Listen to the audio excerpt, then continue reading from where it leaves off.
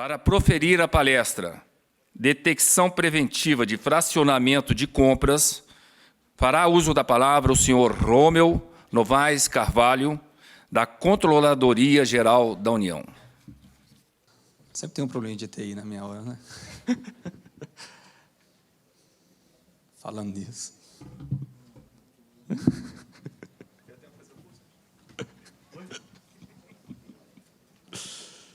Vamos lá, eu vou adiantando aqui algumas coisas. Me lembrem do tempo, tá, joia? Eu sou um pouco... passo do tempo um pouquinho. Gente, então vamos lá. Eu vou falar um pouquinho do trabalho. Antes de ser professor, né, fiz doutorado e esse trabalho foi um projeto final de uma das matérias. Então, assim como tem o pessoal do mestrado profissional apresentando o trabalho que foi feito no projeto final da matéria, esse também foi o meu caso, né, em 2000, não sei se foi 9 ou 10, que eu fiz esse trabalho aqui, acredito que foi 2009, no projeto final da matéria de mineração de dados. Então, vou mostrar o resultado, até explicar um pouco do porquê não avançou tanto esse trabalho, mas o resultado não deixa de ser interessante. Mas é sobre detecção preventiva de fracionamento de compras. Tá joia? Ele é baseado num artigo que a gente conseguiu publicar no Congresso Internacional, em 2014, ano passado, com algumas melhorias no trabalho. Revalidei os dados, rodei de novo, escrevi um pouco mais, né, formato científico, e conseguimos publicar um trabalho em parceria também com a ANB. Então, vou falar um pouquinho da introdução, metodologia, entendimento e preparação dos dados, modelagem, avaliação, implantação e conclusão. Na verdade, você vê isso aqui seguindo a primeira apresentação de ontem, também falou um pouco disso aqui, que é a metodologia CRISP-DM, comentar rapidamente aqui também. Tá joia? É a metodologia que geralmente a gente usa quando a gente fala de mineração de dados. Então, é o seguinte, existe, né, uma das trilhas de auditoria que a gente faz, e a gente faz lá na ODP já há muito tempo, é a identificação de fracionamento. Tá? Então, muitas vezes acontece, eu botei aqui em preto para não ficar, né, ainda mais que está sendo divulgado aí na internet, e tal, depois a transparência vai para o ar, mas algum ministério aí que tem, no final, uma WASG com indígena, comprou duas coisas, mas não é só eles, tá? Praticamente o governo inteiro faz isso aí.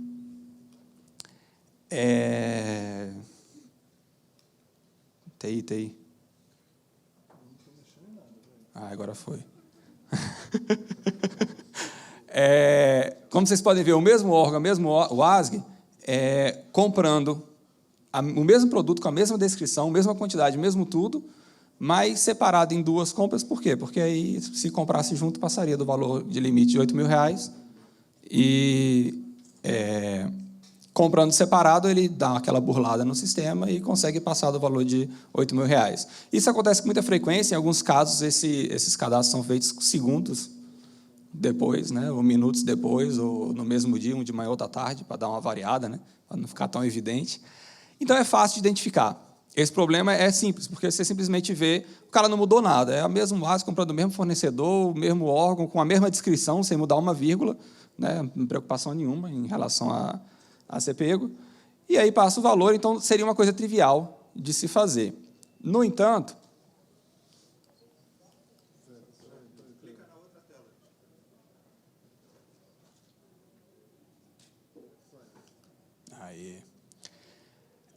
a ideia é perguntar o seguinte, né? Então, por que a gente fala de preventivo, né? Porque a ideia é saber o seguinte: na primeira vez que o cara comprar, você fala, tu vai fracionar, que eu estou vendo. Eu falo, peraí, pô, gastei R$4.000, está falando que eu vou fracionar?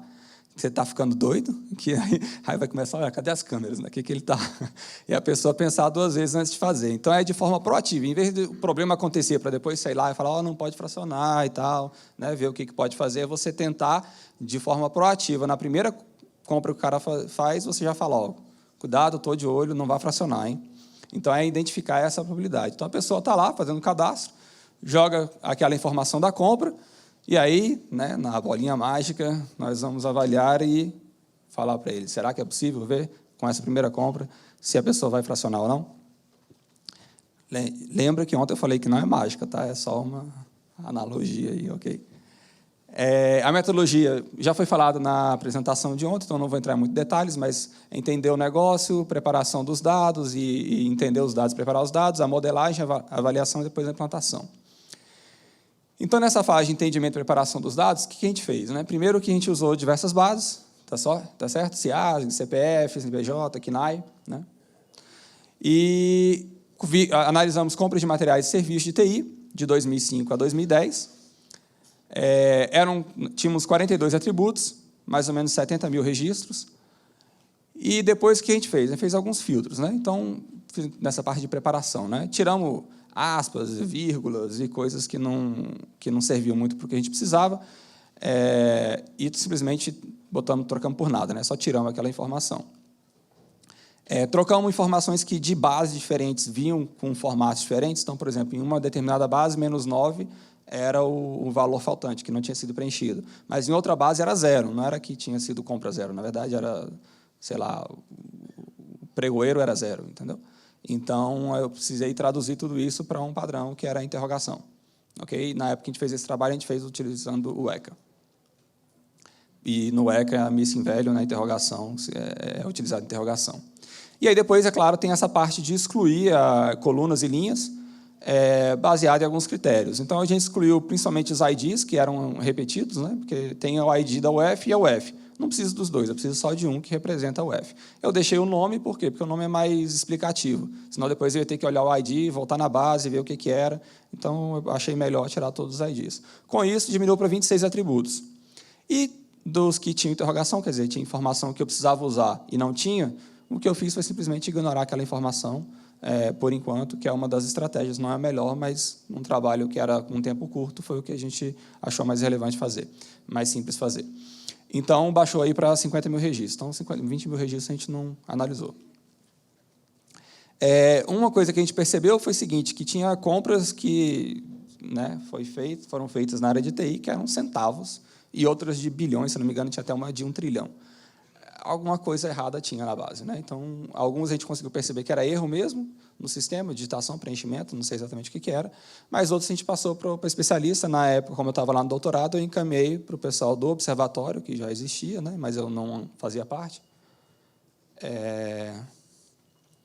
Estou sendo boicotado. Para eles fazerem essa avaliação dos centavos e dos bilhões, né, que não fazia muito sentido no contexto que a gente estava avaliando. E aí, é claro que depois o que a gente faz é fazer essa classificação. Então, eu usei aquela técnica inicial das trilhas, porque como a gente já tinha todas as informações, temporal, né, já tinha passado 1 mês, 2 meses, um ano, tinha vários anos, eu conseguia ver, no período de 1 semana, por exemplo, se tinha sido feita a mesma compra, no mesmo órgão, do mesmo produto, né? E, com isso, eu já conseguia dizer se era fracionamento ou não. Por quê? Porque eu preciso dessa classe definida para depois fazer a aprendizagem. Então, eu preciso desse label, que é uma aprendizagem supervisionada. Tá ok? Então, eu fiz essa classificação, na época, eu fiz a classificação usando o R, uma programaçãozinha simples. Então, lembrando, o que a gente quer, na verdade, na primeira compra, sem olhar nem para trás, nem para frente, né, nem tentando adivinhar do que vem logo em seguida, mas só olhando realmente aquela compra naquele momento, falar para ele saber se vai ser fracionado ou não. Uma coisa que a gente viu de cara é que no algoritmo que eu estava usando, que eu usei rede Bayesiana, que é um dos algoritmos que a gente pode usar para fazer aprendizagem de classificação, ele não, nos algoritmos que eu estava usando, não aceitava valor numérico, então eu não podia colocar lá valor, então eu tive que criar intervalos, né? Então, um intervalo que vai de 0 a R$ 77, de R$ 77 a R$ 120, por aí vai, até de R$ 4.300 até infinito, nos dados que eu estava utilizando. E aí, é claro que você percebe que esse vermelhinho são os que são classificados como fracionamento. Então, quanto mais perto de 4.000, ou, na verdade, de 8.000, né? Mais a proporção está cada vez maior de fracionamento. Porque o cara vai dividir, né? Ele não precisa dividir em 3 de 3.000, né? Divide de 2 de 4.500 e está resolvido o problema. Então, é menos trabalho para cadastrar. E isso meio que se reflete nesse gráfico aqui, por isso que eu boto ele. Então, o que eu fiz foi testar vários algoritmos. Eu não vou entrar no detalhe aqui dos diversos algoritmos, até porque eu ia estourar meu tempo mais uma vez. Mas depois eu coloquei até para ficar como referência, e depois, se quiser, a gente conversa em mais detalhe o que foi. Mas é como se eu estivesse tentando melhorar essa performance. Aqui você percebe o seguinte, que essa taxa está muito alta.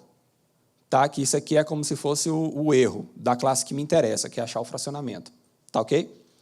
E o que eu preciso, embora essa taxa de acurácia esteja alta, de 95%, quase 96%, ela meio que te leva a uma ideia falsa, que é o quê? O meu modelo está muito bom, mas nesse caso não está. Por quê? Porque o que me interessa, que é fracionamento, eu só identifico 60 e poucos, 63% das vezes. Entendeu? Então, a identificação da irregularidade está ruim. Então, por que a acurácia está tão alta? Porque ela acontece muito pouco perto do universo todo. Então, pensa também como se fosse fraude em cartão de crédito. Fraude em cartão de crédito ela acontece raramente. Então, se você usasse só um modelo que falasse assim, ó, sempre que chegar uma compra aqui, independente do que for, eu vou falar que não é fraude. Ela vai acertar 99,999% das vezes. Então, a acurácia vai ser enorme. Mas não quer dizer que o modelo é bom. Por quê? Porque ela não pega nenhum caso de fraude. Porque está sempre falando que é não fraude.